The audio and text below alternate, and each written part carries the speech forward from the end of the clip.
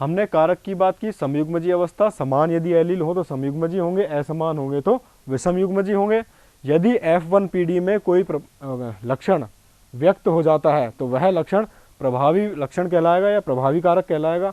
दूसरा जो लक्षण प्रकट नहीं हो पाएगा वह अप्रभावी कारक।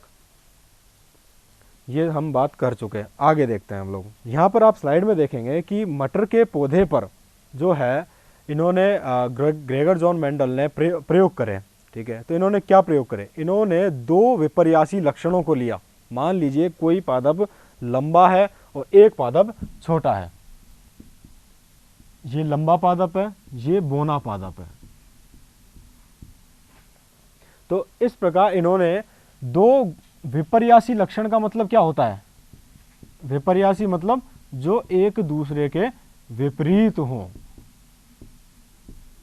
मान लीजिए बीज पत्र का रंग पीला है तो इसके अपोजिट कौन सा होगा, उसमें हरा। तो पीला रंग और हरा रंग बीज पत्र का, तो ये क्या हो गए, एक दूसरे के विपर्यासी लक्षण, अर्थात विपरीत लक्षण जो है उन दोनों लक्षणों को साथ लेके इन्होंने प्रयोग किए। तो इस प्रयोग करने के लिए इनको किसकी आवश्यकता पड़ी, पर परागण और स्व परागण की। बताइए स्व परागण और परागण, पर परागण में क्या अंतर है। स्व परागण, जी हाँ, जैसा कि आपने बताया कि यदि कोई पादप उभयलिंगी है, उभयलिंगी अर्थात उसमें नर व मादा दोनों जननांग यदि उपस्थित हो, तो उसी पुष्प के नर और मादा जननांग के मध्य यदि संकरण होता है या परागण होता है तो वह स्थिति क्या कहलाती है, स्व परागण। परंतु यदि एक पादप से नर अंग या दूसरे पादप के मादा जनन अंग दोनों के मध्य यदि संकरण होता है या परागण होता है तो वह परिस्थिति क्या कहलाती है, पर परागण। तो पर परागण के लिए दो चीजों की आवश्यकता होती है। मान लीजिए ए नामक फ्लावर पुष्प है और ये बी नामक पुष्प है। तो अब ए और बी नामक जो पुष्प है इसमें यहां पर जो है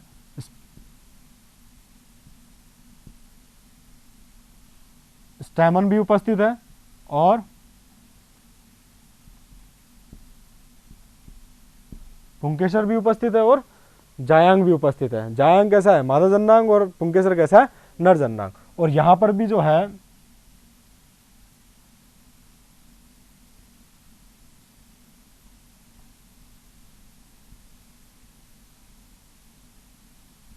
इस पुष्प में भी मादा जननांग उपस्थित है, नर जननांग उपस्थित है। तो पर परागण करने के लिए मुझे किसी एक पुष्प के नर जननांग को हटाना पड़ेगा। नर जननांग क्या है, पुंकेसर। तो पुंकेसर को यदि हटाया जाए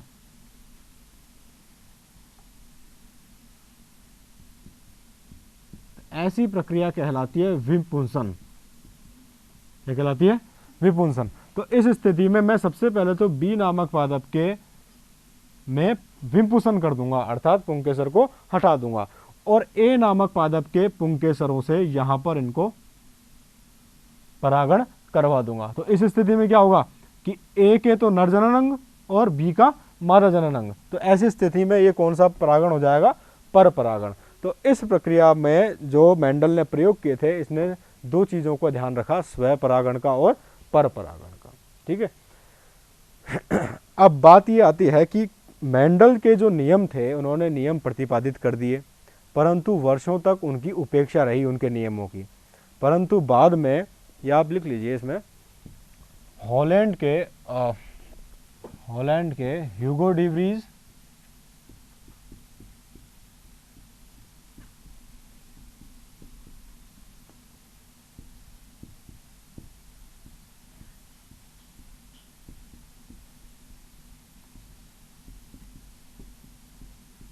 जर्मनी के कार्ल कोरेंस और ऑस्ट्रिया के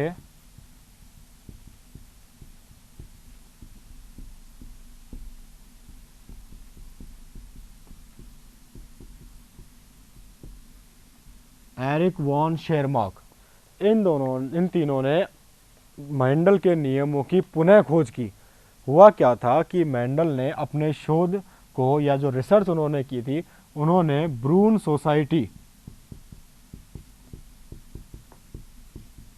ऑफ नेचुरल हिस्ट्री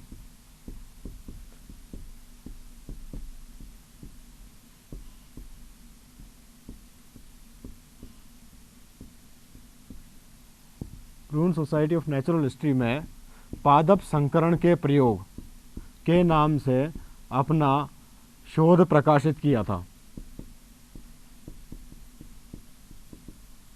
परंतु उस समय डार्विन का विकासवाद आया हुआ था, तो सारे वैज्ञानिक जगत का ध्यान किधर था? डार्विन के विकासवाद की ओर। दूसरी बात, इन्होंने जो मेंडल है, मेंडल ने हम अपने प्रयोग में सांख्यिकी का प्रयोग किया, सांख्यिकी तथा गणितीय फार्मूले का उपयोग किया, तो वो जो है कुछ वैज्ञानिकों की समझ से परे था। तो इस स्थिति में मेंडलवाद जो है या मेंडल के जो नियम है वो बहुत समय तक दुनिया से या वैज्ञानिक जगत से दूर रहे। फिर बाद में आए हॉलैंड के Hugo de Vries, Carl Correns और एरिक वॉन शेरमार्क। इन तीनों ने मिलकर मेंडल की पुनः खोज की, अब नियमों को फिर से प्रचलन में लाए। तो अब बात ये आती है कि मेंडल से पहले भी दो वैज्ञानिक ऐसे थे जिन्होंने मटर पर प्रयोग करे संकरण से संबंधित। मेंडल केवल अकेले ही नहीं थे जिन्होंने इस पर प्रयोग किए, नाइट व गोस। ये क्वेश्चन आया हुआ है पहले पीएमटी में, जो पहले जो पीएमटी हुआ करती थी उसमें नाइट की मेंडल के अतिरिक्त, मेंडल से पहले मटर पर किसने प्रयोग किए? किसने प्रयोग किए? नाइट व गॉस ने। इसके अतिरिक्त संकरण के प्रयोग मेंडल से पहले कॉल र्यूटर के द्वारा तंबाकू के पौधे पर किए गए। किसके पौधे पर? तंबाकू के पौधे पर कॉल र्यूटर के द्वारा प्रयोग किए गए। तो मेंडल एक अकेले ही नहीं थे, उनसे पहले भी संकरण के प्रयोगों को समझने की चेष्टा वैज्ञानिकों ने की थी, परंतु वे असफल रहे। मेंडल सफल क्यों रहे? क्योंकि इन्होंने मटर का पौधा चुना। मटर का पौधा एक वर्षीय पौधा होता है, अल्पकालिक होता है, जिसकी वजह से लक्षणों का जल्दी जल्दी पता लग सकता है। इसके पुष्प बड़े होते हैं तथा उभयलिंगी होते हैं, जिसकी वजह से विपुषण तथा परपरागण करने में आसानी रहती है।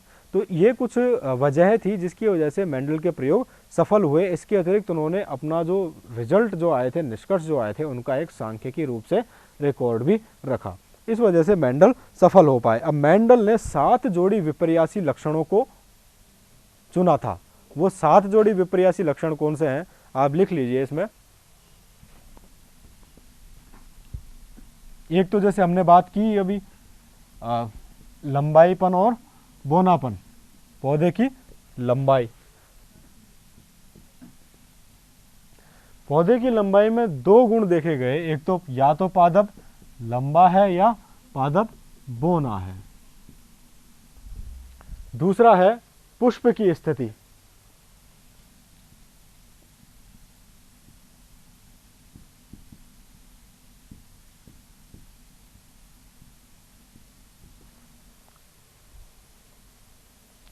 पुष्प की स्थिति में या तो वो कक्षस्थ है, कक्षस्थ का मतलब कक्षीय कलिकाओं में, कक्षीय कलिकाओं से उत्पन्न होता है, और अंतस्थ का मतलब होता है कि ऊपर की ओर, कक्षस्थ या अंतस्थ।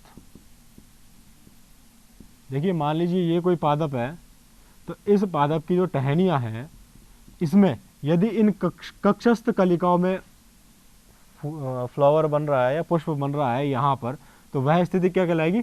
कक्षस्थ। यदि ऊपर की ओर सिरे पर बन रहा है तो क्या कहलाएगा? वो अंतस्थ प्रकार का।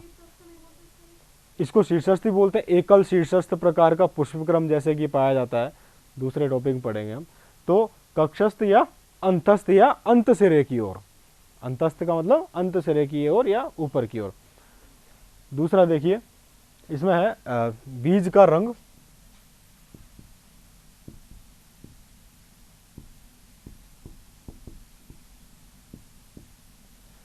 अगला है इसमें बीज पत्र का रंग, नहीं बीज चोल का रंग।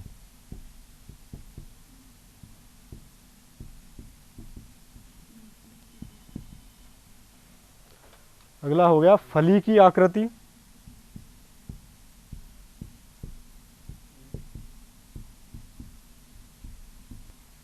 फली की आकृति, फली का रंग,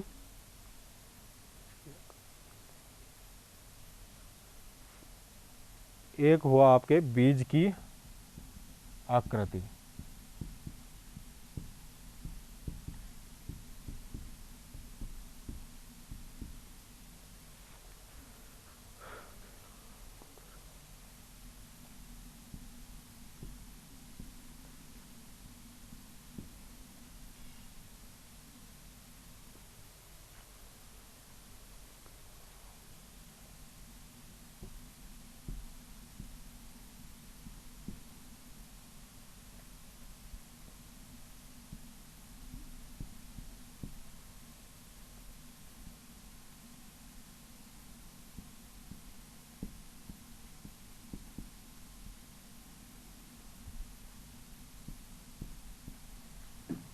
इसमें फली का रंग और बीज की आकृति।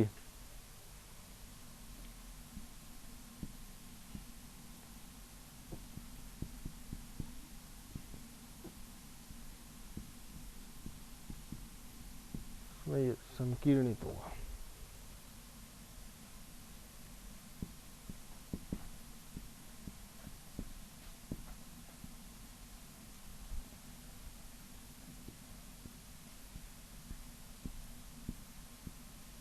देखिए, ये जो लक्षण लिए थे ये विपर्यासी लक्षण के रूप में मेंडल के द्वारा चुने गए और इन पर इन्होंने प्रयोग करे।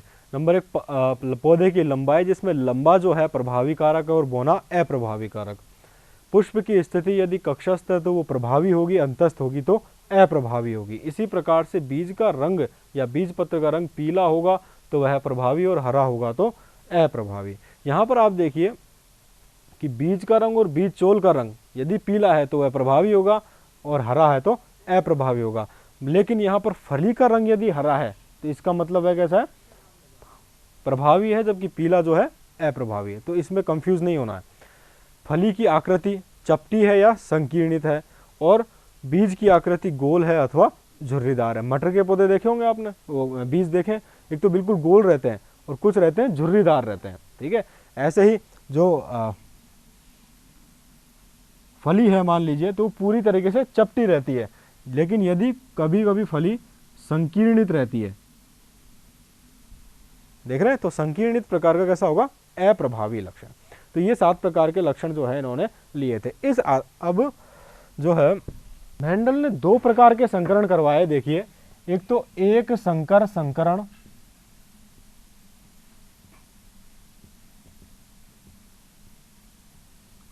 और एक द्विसंकर संकरण।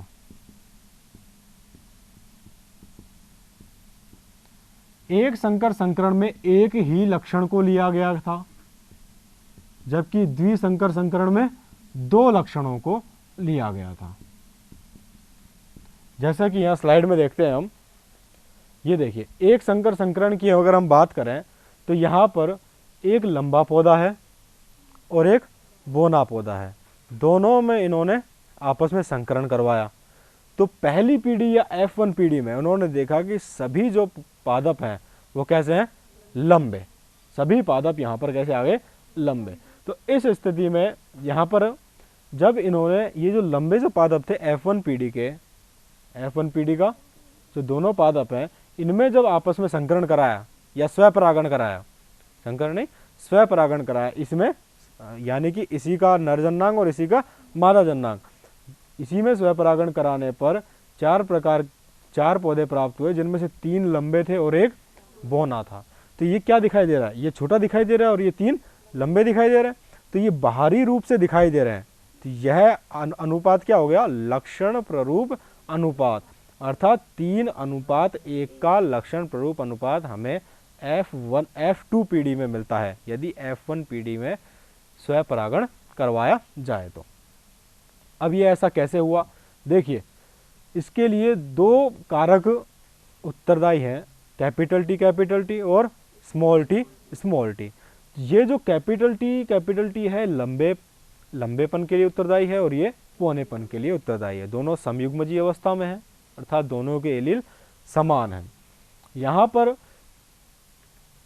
जब हम देख रहे हैं कि दोनों में संकरण करवाया गया, यहाँ देख रहे हैं ना, एक लंबे में और एक बोने में। तो इस स्थिति में जीन प्ररूप क्या हुआ कि चार प्रकार के संयोजन बने। ये कैपिटल टी पहले वाले स्मॉल टी से जुड़ गया, कैपिटल टी स्मॉल टी हो गया, ये पहले वाला कैपिटल टी दूसरे वाले स्मॉल टी से जुड़ गया, फिर कैपिटल टी स्मॉल टी, दूसरे वाला कैपिटल टी पहले वाले स्मॉल टी से जुड़ गया, कैपिटल टी स्मॉल टी, और ऐसे ही दूसरे वाला कैपिटल टी दूसरे वाले स्मॉल टी से जुड़ गया, तो कैपिटल टी स्मॉल टी। तो हमने देखा चारों प्रकार के संयोजन एक समान है, विषम युग्मजीय अवस्था में है। तो इस स्थिति में सारे पादप कैसे हुए? लंबे। अब जब इन लंबे पादपों में यानी कि कैपिटल टी स्मॉल टी और कैपिटल टी स्मॉल टी दोनों में संकरण करवाया गया या स्वपरागण कराया गया, तो इस स्थिति में देखें चार प्रकार के युग्मक बने, वही capital T small T, capital T small T, capital T ने कैपिटल टी पहला कैपिटल टी इसका पहला कैपिटल टी, तो कैसी संयोजन हो गया? Capital T capital T. इस स्थिति में दोनों जो पादप है वह कैसा होगा? लंबा होगा, क्योंकि दोनों ही लंबेपन के लिए उत्तरदायी कारक यहाँ पर मौजूद हैं। पहले का कैपिटल टी दूसरे का स्मॉल टी, तो इस स्थिति में क्या हो जाएगा? Capital T small T. इस स्थिति में पादप कैसा होगा? लंबा होगा। लंबा क्यों होगा? क्योंकि कैपिटल टी लंबेपन के लिए उत्तरदायी है, स्मॉल टी बौनेपन के लिए उत्तरदायी है, परंतु लंबेपन का जो कारक है कैपिटल टी वह स्मॉल टी जो बौनेपन का कारक है उसे व्यक्त नहीं होने देता, उसे प्रभाव को दबा देता है। तो इस स्थिति में पादप कैसा होगा? लंबा। फिर देखिए पहला स्मॉल टी और दूसरे का पहला कैपिटल टी, तो कैपिटल टी स्मॉल टी हो गया, वही बात आएगी, और दूसरे का स्मॉल टी और दूसरे का भी स्मॉल टी, तो स्मॉल टी और स्मॉल टी मिलकर क्या बनाया? Small T small T. इस स्थिति में हम देख रहे हैं कि इसके प्रभाव को दबाने वाला कोई दूसरा प्रभावी कारक यहाँ पर उपस्थित नहीं है, और यह समयुग्मजीय अप्रभावी लक्षण हमेशा समयुग्मजीय प्रावस्था में ही अपना प्रभाव दर्शाता है। किस अवस्था में? अर्थात जो अप्रभावी कारक है उसके दोनों एनिल समान रूप से पाए जाएंगे तो वह अपना प्रभाव दिखाएगा और यहाँ पर बोना पादप उत्पन्न होगा। तो इस स्थिति में हम देख रहे हैं कि 3 पादप लंबे और 1 पादप छोटा प्राप्त होता है, परंतु यहाँ पर जो जीन है वो कितने प्रकार के हैं? एक तो कैपिटल टी प्रकार का है, 2 कैपिटल टी स्मॉल टी प्रकार के, और 1 स्मॉल टी प्रकार का। तो अनुपात क्या हो जाएगा जीन प्ररूपण? 1, 2 और 1, 1 अनुपात 2 अनुपात 1 का जीन प्ररूप अनुपात हमें यहाँ पर मिलेगा, और 3 अनुपात 1 का लक्षण प्ररूप अनुपात मिलेगा। तो इस आधार पर, इस एकल संकर संकरण के आधार पर उन्होंने निष्कर्ष निकाला कि कोई एक जो कारक होगा जो कि प्रभावी कारक होगा वह दूसरे कारक को व्यक्त नहीं होने देगा, तथा F1 पीढ़ी में सभी जो पादप होंगे वो कैसे प्राप्त हुए? लंबे प्रकार के। तो इस प्रकार उन्होंने नया नियम प्रतिपादित किया, एक उस नियम का नाम है प्रभाविता का नियम। Next please. तो ये जो प्रभाविता का नियम है ये क्या कहता है कि प्रत्येक आनुवांशिक लक्षण चूंकि एक जोड़ी एकल कारकों द्वारा नियंत्रित होता है।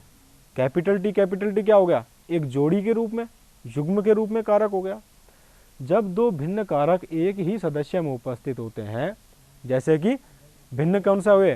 कैपिटल टी और स्मॉल टी उपस्थित होते हैं, तो केवल एक ही कारक अपना प्रभाव रखने में या करने में, प्रभाव करने में समर्थ रहता है।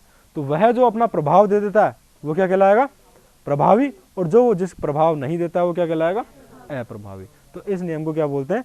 प्रभाविता का नियम। दूसरा नियम आता है हमारा, जैसा कि हमने भी लिखा था, कौन सा नियम था? युग्मकों की पृथक्करण का नियम। Previous slide please. तो युग्मकों की पृथक्करण का नियम क्या कहता है कि यहां पर जो युग्मक बन रहे हैं,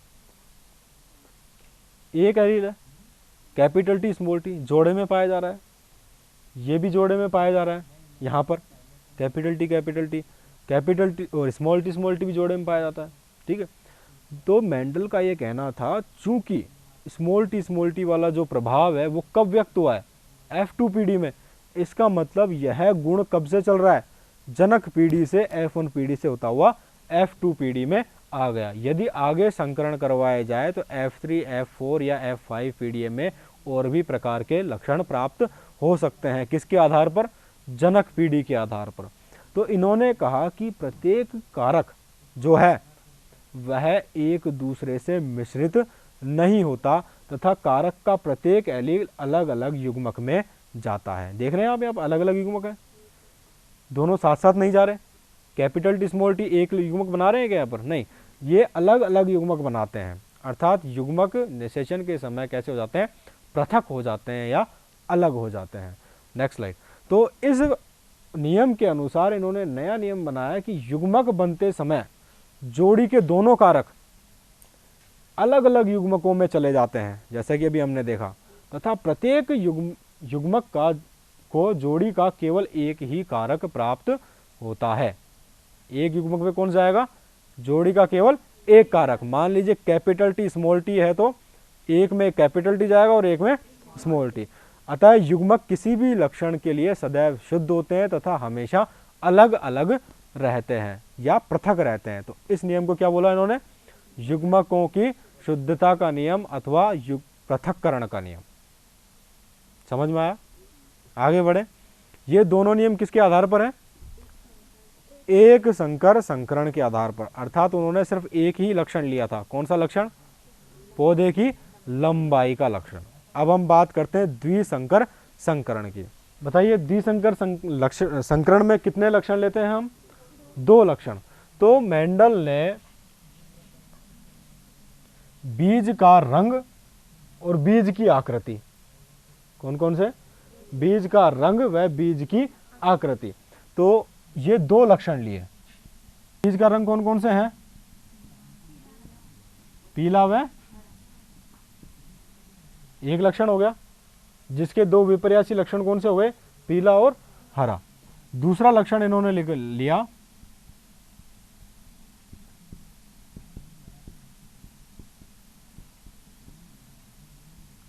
बीज की आकृति। बीज की आकृति के कौन से विपर्यासी लक्षण हैं,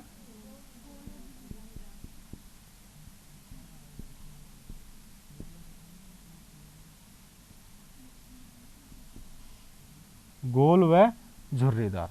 तो हम यहाँ पर देख रहे हैं कि हम यहाँ पर 2 लक्षणों का अध्ययन कर रहे हैं। यदि 2 लक्षणों को साथ साथ लेते हुए यदि संकरण करवाया जाता है 2 पीढ़ियों में, ये कोई पेरेंट 1 है, पेरेंट जो है उसका ये नर पादप और ये मादा पादप, तो इस स्थिति में जो नर पादप है उसमें बीज का रंग भी उपस्थित है और बीज की आकृति उपस्थित है, और इसमें भी बीज का रंग व बीज की आकृति दोनों उपस्थित है।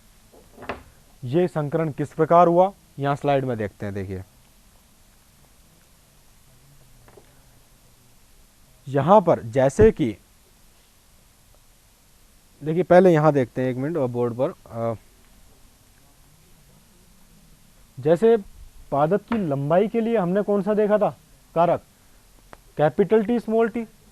यहां पर जो बीज का रंग है वो पीला जो है वो कैपिटल वाई से डेजिग्नेट होता है, निरूपित होता है, और हरा रंग स्मॉल वाई से, ठीक है। बीज की आकृति जो गोल है वह कैपिटल आर से और झुर्रीदार आकृति स्मॉल आर से व्यक्त होती है, ठीक है। अब इस स्थिति में इन्होंने क्या किया कि गोल और पीला, किस प्रकार का, गोल और पीला, ये ले लिया इन्होंने। यहां पर देखिए एक लक्षण तो क्या हो गया, बीज का रंग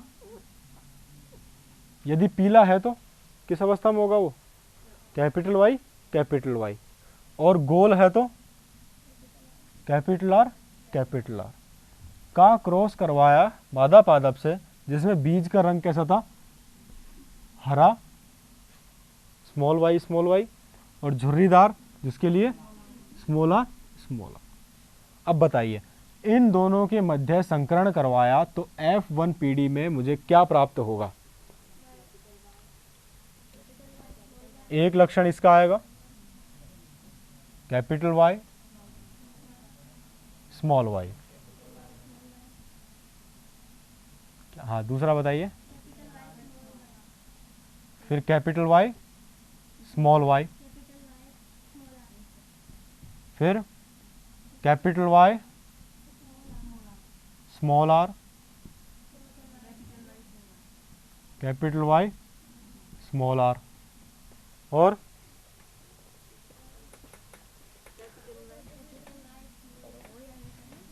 तो कहने का मतलब वो ही आएंगे।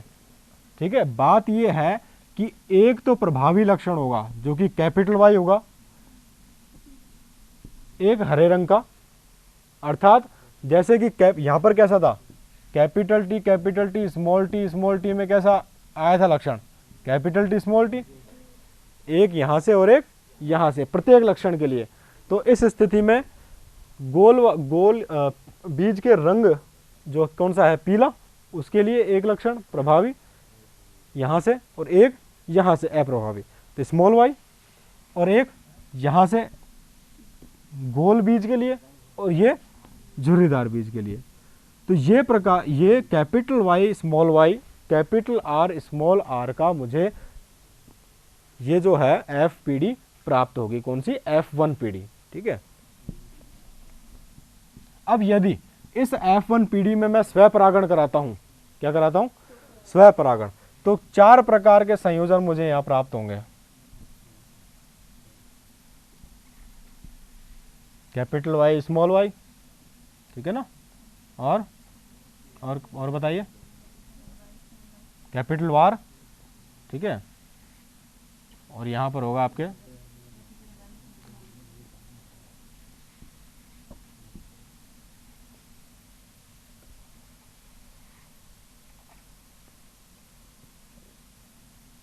ये हो जाएगा आपके स्मॉल कैपिटल आर, और यहां पर हो जाएगा ये स्मॉल आर।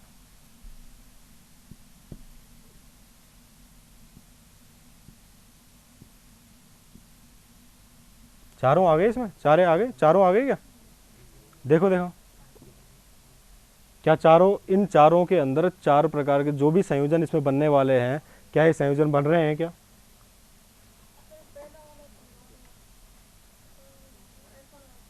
कौन सा, F1 पीडी का। देखिए यहां पर जो है कौन कौन से युग्मक बन सकते हैं, कैपिटल वाई है एक और एक कैपिटल आर, 2 ही बन सकते हैं, और यहां पर स्मॉल वाई और 2 ही बन सकते हैं ना, यही बात है।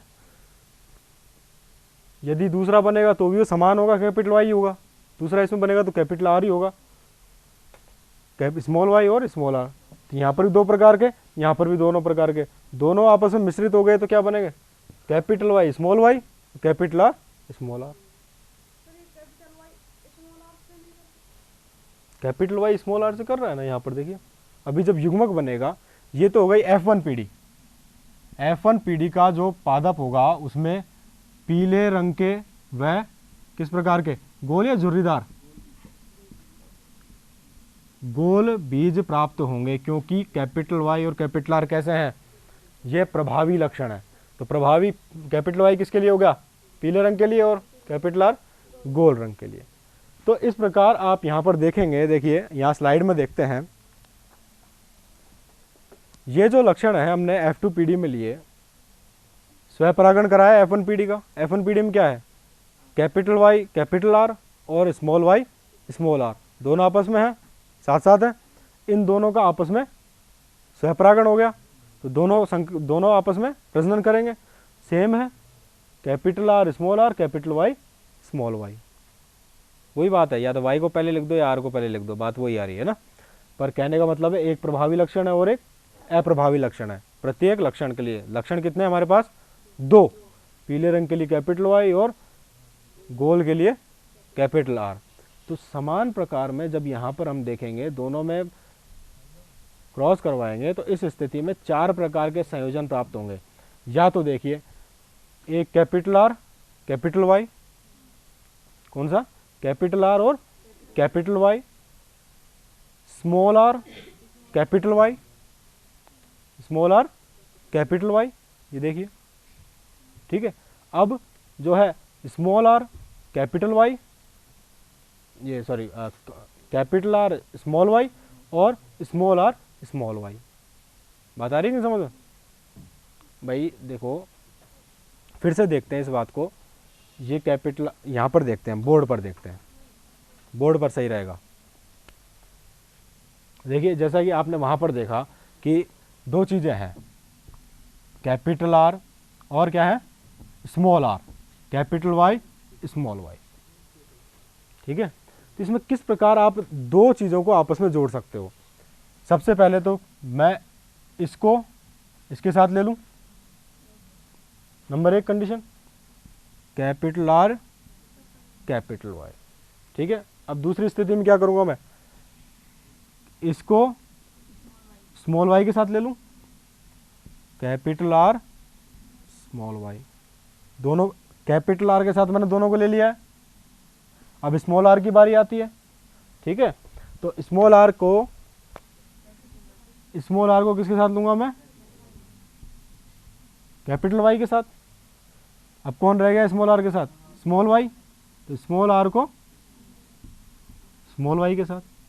तो ये 4 प्रकार के संयोजन प्राप्त हो गए मुझे, 4 प्रकार के युग्मक बने।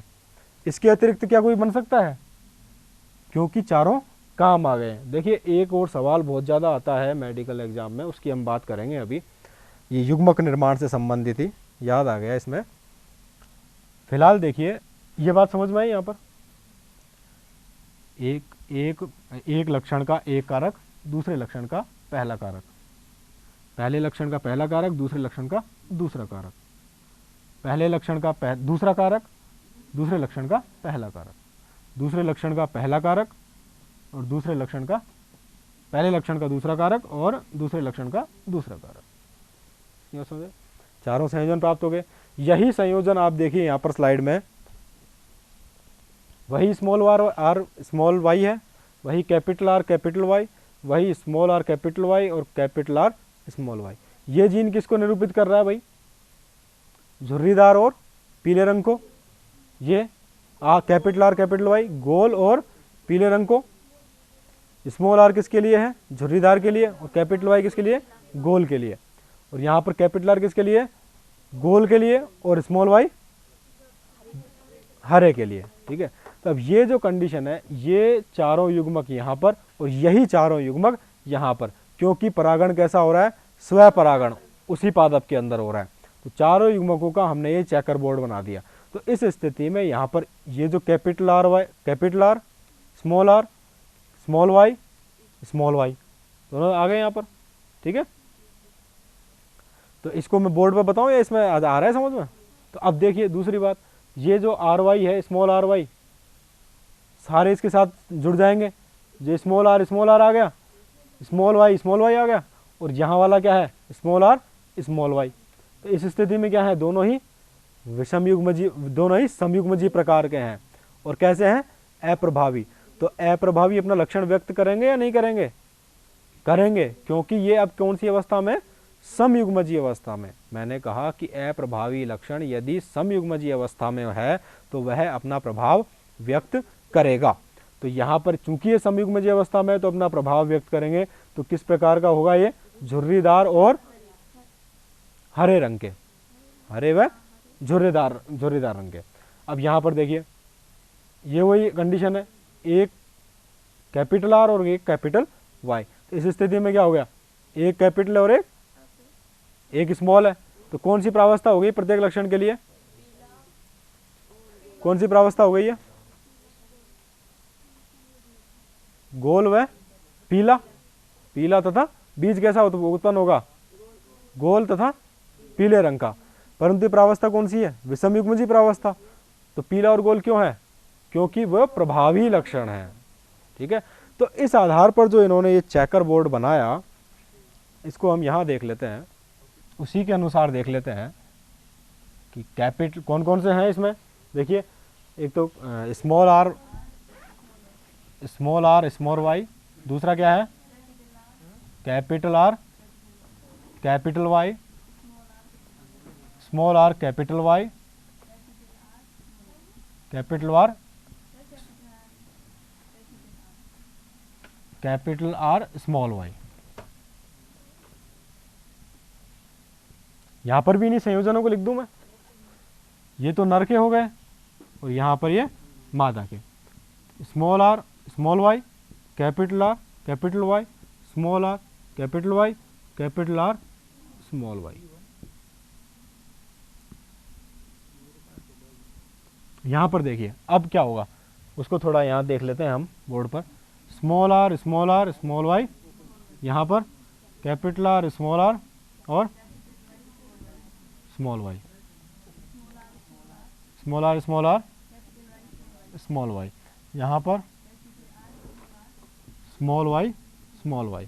यहाँ पर देखिए इसको और इसको जोड़ेंगे, capital R capital Y small Y, capital R capital Y. यहाँ पर देखिए capital R capital Y capital Y, capital R capital Y small Y, small R capital Y small Y. फिर से वही बात बताइए, स्मॉल आर कैपिटल वाई।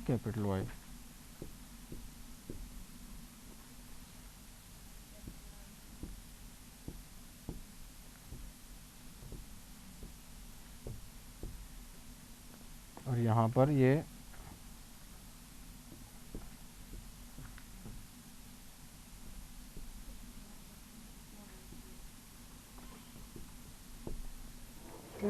ठीक है भाई। तो ये जो है यहाँ पर हमें कुछ संयोजन प्राप्त होंगे।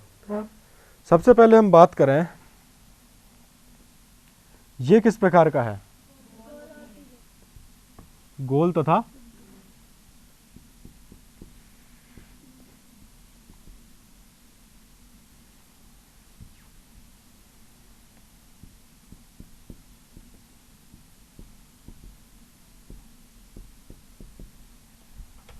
ये बात हो गई, ठीक है। अच्छा दूसरा जो है ये किस प्रकार का हुआ, गोल व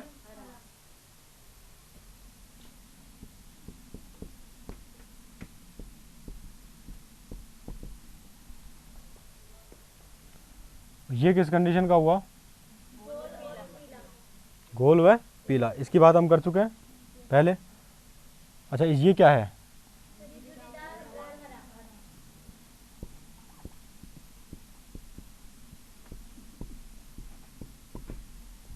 हमने इसकी बात कर ली, इसकी बात कर ली। ये कैसा है,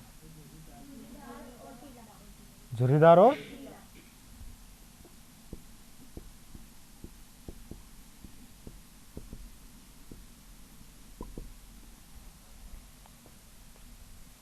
ये कैसा है, इसको बात कर ली हमने। ये कैसा है, गोल व पीला, ये लिख चुका मैं। ये कैसा है, बात कर चुके। ये कैसा है, चूंकि कैपिटल आर स्मॉल आर है तो इसका मतलब तो गोल हो गया, कैपिटल वाई ये तो पीला हो गया, ये लिख चुका मैं। ये कैसा है, गोल व पीला। अच्छा ऐसा करें हम, ये गोल और पीला जो है इसको लाल रंग से यहाँ पर कर देते हैं हम लोग।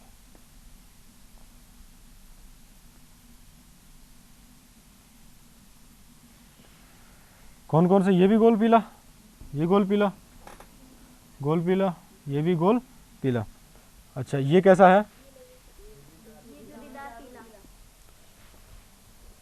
ये कैसा हो गया हमारे झुर्रीदार और क्या बात कर चुके हम इसकी, झुर्रीदार व पीला, ठीक है। ये कैसा है, गोल पीला। ये कैसा हुआ, झुर्रीदार व पीला, ठीक है। तो इस कंडीशन में इसको हम ऐसे कर देते हैं, गोल बना देते हैं, ठीक है, हम आसानी रहेगी अलग करने की। ये कैसा है, गोल व पीला, लाल रंग से जो कर रहे हैं हम वही है, ठीक है। यहाँ पर गोल व हरा, ठीक है। तो ये इसको हमने काले पेन से कर दिया। गोल व हरे की बात कर चुके कि हम कर चुके। ये कैसा हो गया, गोल व पीला। ये R capital Y small Y, गोल व पीला। और यहाँ पर ये गोल होगा तथा हरा होगा, ये होगा हमारे इस वाले कंडीशन से। यहाँ पर ये क्या है, गोल और पीला हो गया। अब बात करते हैं, देखिए हम यहाँ पर ये जो गोल और पीले हैं कितने हैं, ये 1 2 3 4 5 6 7 8 9, 9 हो गई क्या? ठीक है। अब गोल और हरे की अगर हम बात करें तो कौन कौन से हैं? गोल और हरा कौन सा है भाई? कैपिटल वार, देखो एक तो कैपिटल आर वाला ये हो गया, ठीक है, और हरा मतलब स्मॉल वाई, एक तो ये हो गया, एक तो ये हो गया, दूसरा कौन सा हुआ? ये वाला, ये वाला। तो ये कैसा हो गया? गोल और हरा, वही।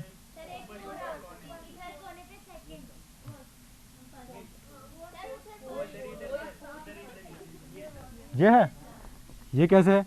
कैपिटल आर तो गोल हो गया और स्मॉल वाई हरा हो गया। कितने हो गए ये? किसकी बात कर रहे हैं? गोल और हरे की। तो ये लो जी 3। झुर्रीदार और हरा कौन कौन सा हुआ? एक ही है। कौन सा है? ये।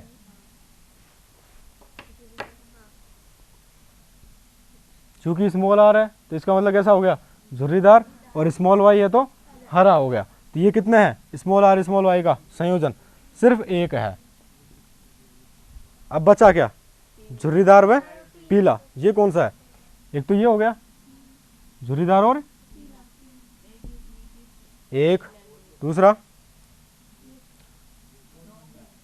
झुर्रीदार और पीला, ये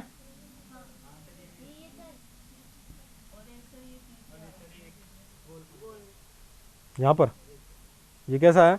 झुर्रीदार और पीला। कितने हो गए ये? 1 2 3। तो यदि मैं इसको झुर्रीदार हरे को नीचे रख दूं अगर, क्योंकि ये एक ही है ना,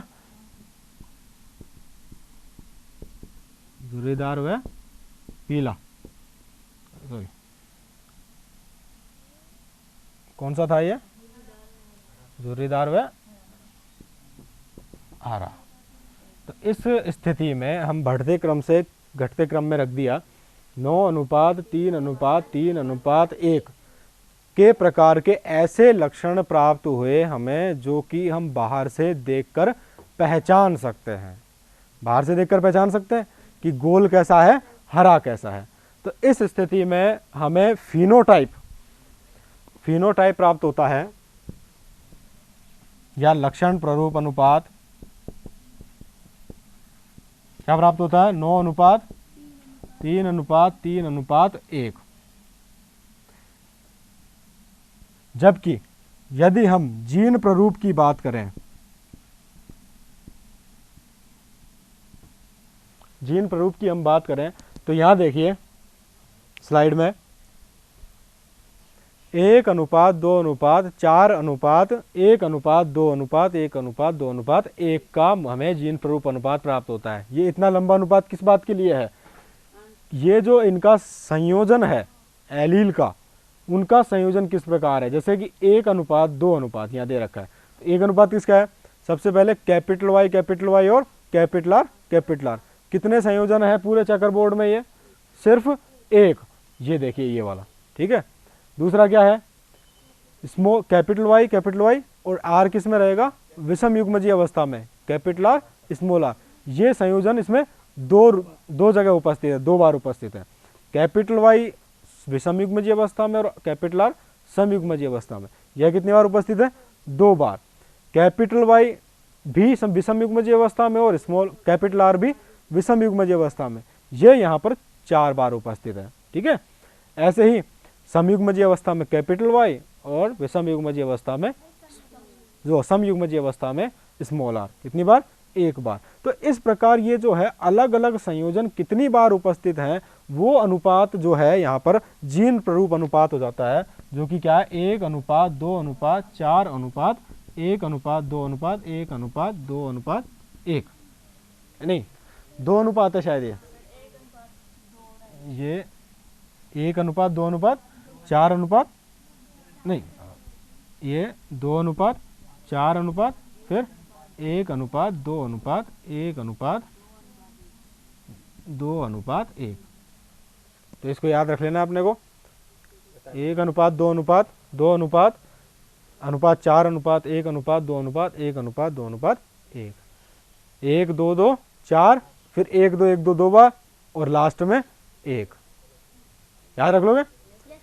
1 फिर 2 बार 2, 1 बार 4 और 2 बार 1 2 1 2 फिर लास्ट में 1। तो इस तरीके से हमको ये जीन प्ररूप अनुपात याद रख लेना है, याद हो जाएगा। अब बेटा एक बात और सीख जाओ, सुनो। हाँ, संयोजन को जो है हमने इसको जिस तरीके से प्राप्त हुआ है ना, समयुग्मजीय अवस्था से विषमयुग्मजीय अवस्था की ओर, इसमें दोनों ही समयुग्मजीय हैं, प्रभावी समयुग्मजीय हैं। दूसरी अवस्था में क्या हुआ, एक कैपिटल वाई रहेगा, एक स्मॉल वाई।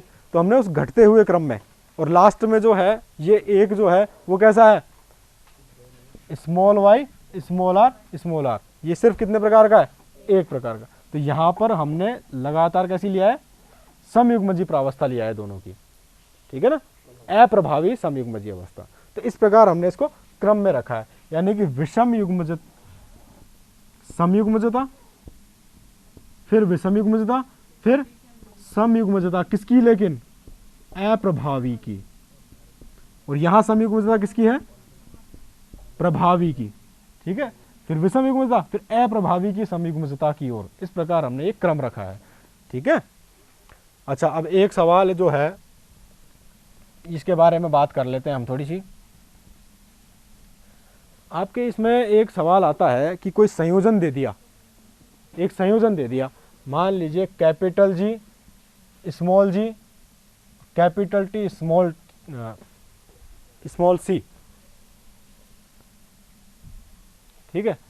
ये संयोजन दे दिया, आपसे पूछा जाता है यदि यह आनुवंशिक लक्षण है, किसी का जीन प्ररूप अनुपात है, तो इससे बनने वाले युग्मकों की संख्या कितनी होगी, इससे बनने वाले युग्मकों की संख्या कितनी होगी। तो कैसे पता लगेगा इसका,